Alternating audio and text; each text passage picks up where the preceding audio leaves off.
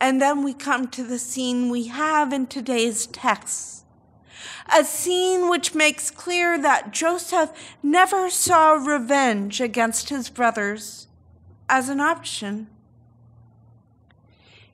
In fact, it's interesting to note that the first time Joseph sends his brothers away, although he's testing them, he gives them all the food they need and refuses payment for it, which of course causes his brothers distress.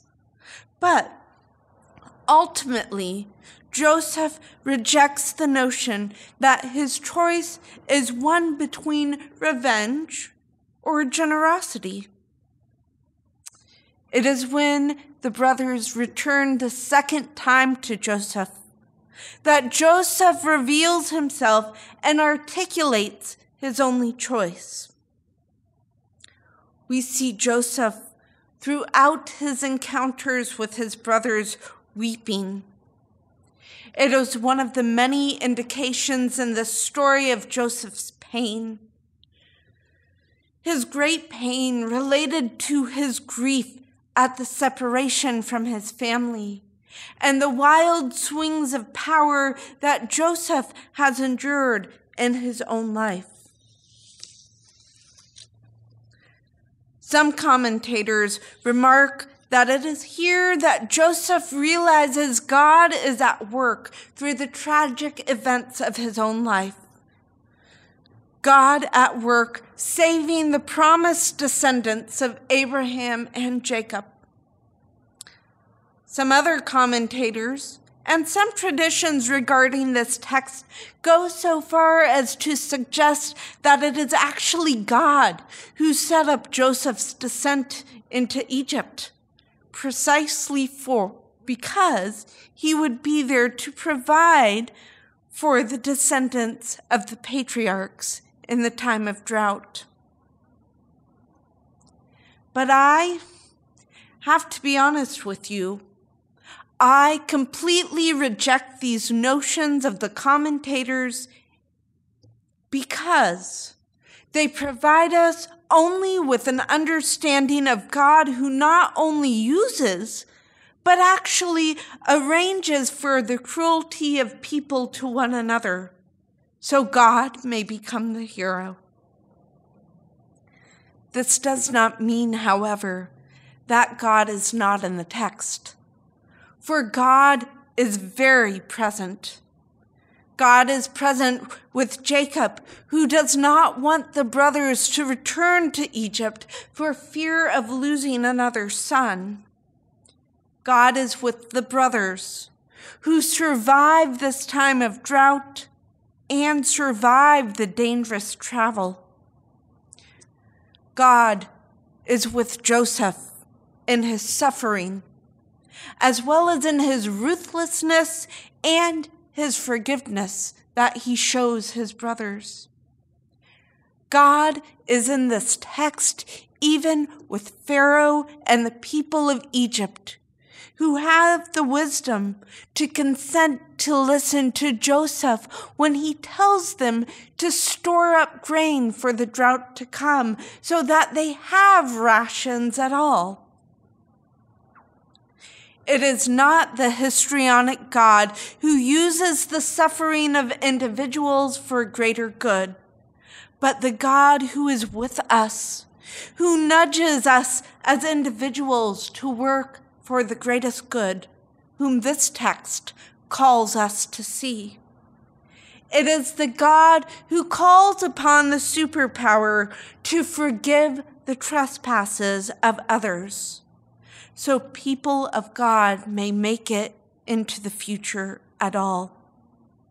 It is this God who is the silent actor in our narrative this morning. It is this God whom I humbly submit to you is holding Joseph as he weeps, knowing he has the power to forgive so his family may live and not die. It is God, And I think we all know this in some way because it has occurred in our own lives. It is God who can turn our hearts, to move us to do those things we cannot conceive of ourselves ever doing. Those things we know we must do, although we do not know how to do. Those things like love and forgive. They are not words. They are acts. Acts we sometimes fall down weeping and believing we are unable to do. Acts we find ourselves doing and only then realize that in the doing we have done the very thing we never thought we could. Yes, God calls us to do these things and more. Yes, in our text today, which mirrors a world much like our own, God is present. While 12 million people are at risk of malnutrition, starvation, and death, and while more than 500,000 Somalis are on the move, God is present. God is holding the weeping and silently calling us to act. While nearly 500,000 people in San Diego face food insecurity, meaning they will experience times when they do not know when their next meal is coming from. God is present and silently turning hearts to conceive of doing what seems impossible. Today, as a congregation, we celebrate Food Sunday. We do this the second Sunday of every month. And many of us have brought food to supply the pantry of CCSA. As a congregation, we have been generous to our local food bank. I want to share with you today an announcement from the National UCC setting. They recently announced plans for what is being called Mission 1. This event is to occur between November 1 and November 11th this year, in the 11th month. The mission's goal is to collect 1 million items of healthy food for local food banks, to collect $111,111 for neighbors in need, and to send 111,111 letters to Congress, urging reform of world aid that continues to support the dire and desperate need of the world's hungry. Those in extreme poverty who live on less than $1 a day.